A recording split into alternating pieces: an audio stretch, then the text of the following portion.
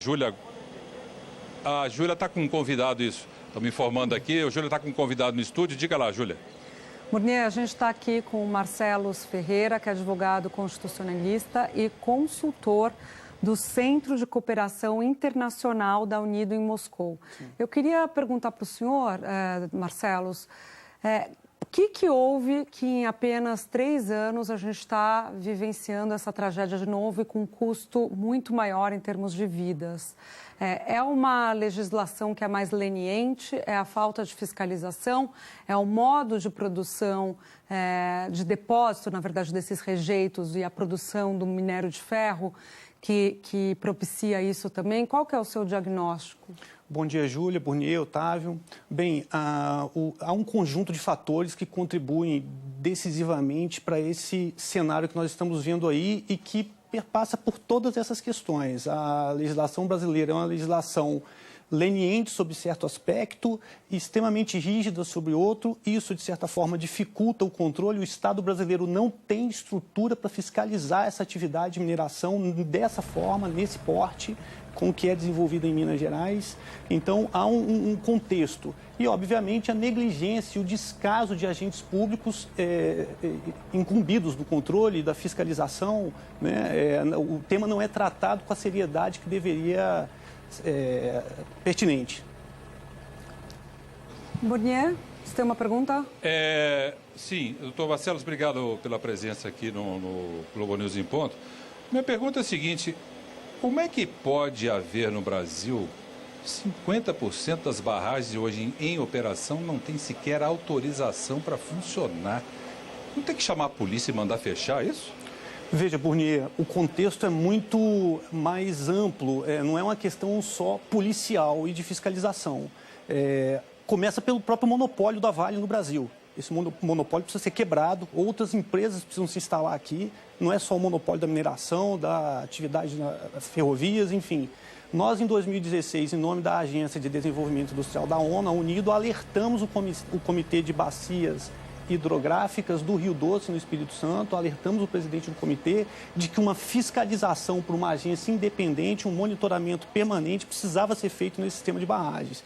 Existem técnicas muito desenvolvidas, tecnologias que já são aplicadas em escala global de fiscalização, com o uso de tecnologia de ponta. Isso, a Rússia é pioneira nesse tipo de trabalho. Nós sugerimos, então, que uma parceria bilateral fosse feita com a agência independente. Agora, esse tema não foi à frente. Então, de fato, quando o acidente acontece e as responsabilidades começam a ser apuradas e emerge, então, essa negligência, essa responsabilidade, outro remédio não há, a não ser as multas e as prisões. Então, a multa e a prisão ela tem, inclusive, um caráter pedagógico para esse tipo de evento, para que ele não venha a se repetir novamente.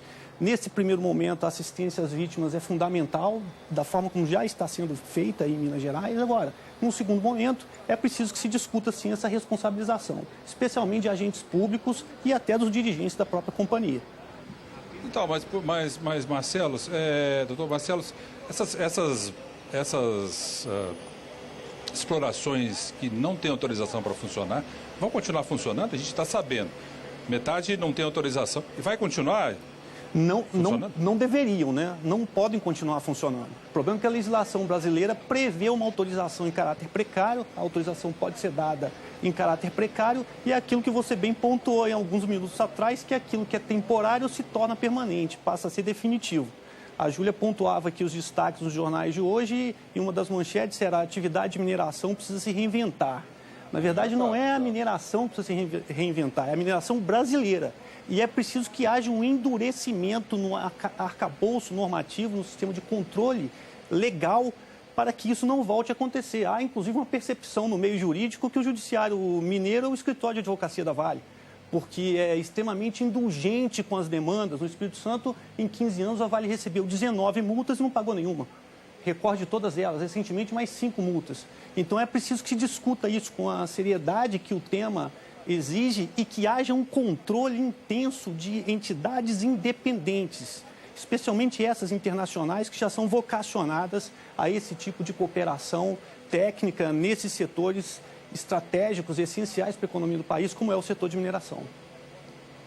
Doutor Marcelo, eu vou pedir licença ao senhor um minutinho, porque a nossa colega Ana Coimbra da Globo aqui de Minas está sobrevoando a área, acompanhando as buscas aqui, o trabalho dos bombeiros, e nós vamos ver o relato dela. Ana, bom dia para você.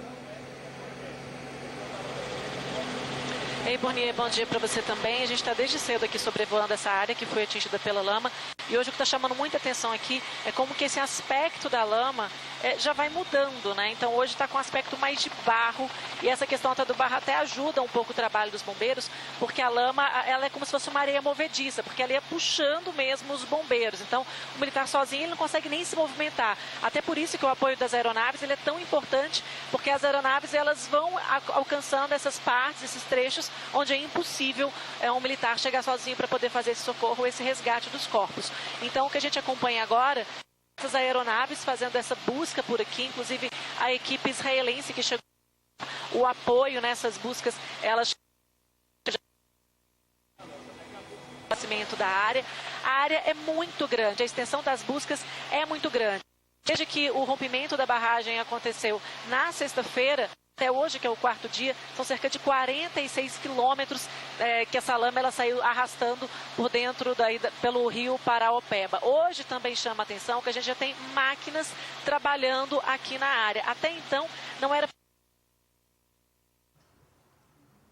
Tinha pelo menos 48 horas para usar essas máquinas pesadas. Depois das 48 horas, com essa sedimentação da lama, já é possível utilizar essas máquinas para poder ajudar na retirada dos corpos, e a gente já consegue ver que tem algumas máquinas trabalhando aqui. Essa que a gente está mostrando na imagem, inclusive, ela está pertinho da barragem B6, que é aquela barragem que estava com risco de romper, que inclusive foi o motivo do alerta que foi disparado ontem às 5h30 da manhã. O nível da barragem, o nível da água dela já baixou bastante, então o risco que era apresentado, que estava aí no nível 2, já está em nível 1, por isso que as buscas foram retomadas ontem a partir das 3 horas da tarde, se estenderam ontem até por volta de meia-noite, a previsão é que era acabasse por volta das 8 horas da noite. Encontraram um ônibus soterrado na lama. As buscas foram estendidas até meia-noite com suporte de equipamento de luz. Hoje, às 4 horas da manhã, os bombeiros voltaram a essa mobilização e por volta das 7 horas, as aeronaves então decolaram para continuar nesse trabalho, procurando pelos corpos e também na expectativa de encontrar pessoas que podem estar isoladas, que podem ainda estar com vida nesses pontos. É uma área muito grande, a gente tem muitos bombeiros que são 280 bombeiros, 230 de Minas, outros que vieram de fora para poder dar esse suporte. É muita gente trabalhando para poder conseguir encontrar esses corpos dos possíveis sobreviventes. Bornier. Ótimo, muito obrigado pelo seu relato. Você viu aí, você que está em casa, está vendo que o sinal do helicóptero dá uma falhada de vez em quando, é porque a gente tem que ficar a uma certa distância para não atrapalhar os helicópteros que estão fazendo o resgate, e aí o sinal cai um pouco. Tudo fruto dessa região. Minas é cheia de montanhas, e montanhas para sinal, né, de transmissão é terrível para nós. Mas a gente vai fazendo tudo o que a gente pode daqui. Você viu que os trabalhos de resgate foram retomados. Ontem usaram 16 helicópteros ao mesmo tempo ontem aqui. Tem helicóptero do Bombeiro, tem helicóptero da Defesa Civil, tem helicóptero da Força Aérea Brasileira, enfim, e da Polícia Militar e da Polícia Civil. Todos estão procurando ajudar a localizar possíveis sobreviventes e resgatar os corpos que estão sendo encontrados pelos bombeiros. Uma informação que eu quero repetir aqui, que me pareceu muito grave, muito importante, que o tenente Ayrara nos deu aqui em primeira mão no Globo News em Ponto, é que a pousada inclusive que frequentada por várias pessoas, celebridades, pessoas importantes que vinham para cá para visitar Inhotim, ficavam nessa pousada, a pousada desapareceu. Eles colocaram o ponto geográfico, as coordenadas geográficas, não acharam nenhuma edificação no local. A pousada simplesmente foi varrida pela lama, e a informação que a gente tem é que 35 pessoas estavam lá hospedadas nessa pousada. Lamentavelmente, mais essa informação, você veja a potência do drama que esse caso está provocando e vai provocar e vai aumentar aqui em Brumadinho. Júlia, vou voltar com você, Júlia. Burnier, a gente está conversando com o Dr. Marcelo Ferreira, que é advogado constitucionalista. O senhor estava falando um pouco do arcabouço judicial, que está sendo muito questionado, se demanda uma flexibilização. Aliás, o governo chegou a falar em flexibilização lá atrás, agora está dizendo em manter uma legislação mais rígida. Só que eu acho que o Otávio Guedes tem uma pergunta para o senhor. Sim. Marcelo, bom dia. Bom dia. Nós estamos recebendo ajuda muito bem-vinda de Israel pela sua expertise em cenários pós-desastres, mas mantendo-se o padrão Vale de desastres naturais, para daqui a 3 anos a gente não chamar de novo ajuda de Israel, quais os países que nós deveríamos convocar para reinventar a nossa mineração? Otávio, certamente nos encontraremos aqui nesse intervalo de 3 anos para discutir um novo acidente se novas ações não forem tomadas.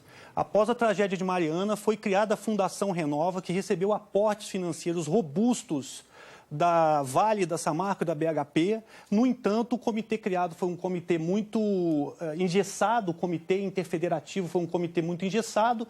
Então, a partir desse momento, essa pergunta é muito pertinente. Nós devemos trazer para o Brasil parceiros, players internacionais, e aí chamar as grandes potências. Primeiramente, transferir para um controle externo a fiscalização, até a regulamentação, a sugestão de novas leis, de novas regras que possam gerir a atividade de mineração no Brasil de forma mais moderna, mais flexível em alguns pontos, mas mais rígida no aspecto da fiscalização. Porque não adianta flexibilizar se não houver uma fiscalização rígida por trás. Então, devemos trazer a Rússia, os Estados Unidos, a China e Israel. Certamente, esses países têm muito a contribuir com essa atividade. E Canadá também. E o Canadá, que Canadá é líder. Exatamente, tem muita mineração lá e a gente não ouve falar em acidentes no Canadá, né? Sim. Otávio, você queria complementar? Eu fiquei com a dúvida, o que o senhor chama de controle externo?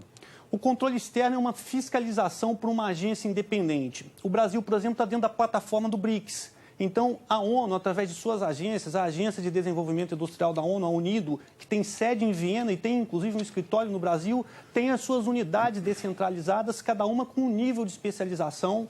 Na época do desastre de Mariana, nós chegamos a levar ao conhecimento da sede da UNIDO em Viena as demandas que o Brasil possuía. Essa agenda foi estendida à Embaixada do Brasil em Viena. Estivemos lá numa agenda oficial do Itamaraty. Então, é importante que esse controle seja feito de forma independente, porque o controle interno, o controle no Brasil, ele é permeável, ele é sujeito a uma série de interferências, influências de conteúdo político, muitas vezes, que prejudica o controle, a fiscalização e até a aplicação de sanções. Então, ele se torna muito brando. Quando o olhar é externo, quando há um elemento independente, externo e autônomo, fazendo parte desse processo de fiscalização, é normal que se torne mais eficiente, que se imprima mais eficiência a esse processo.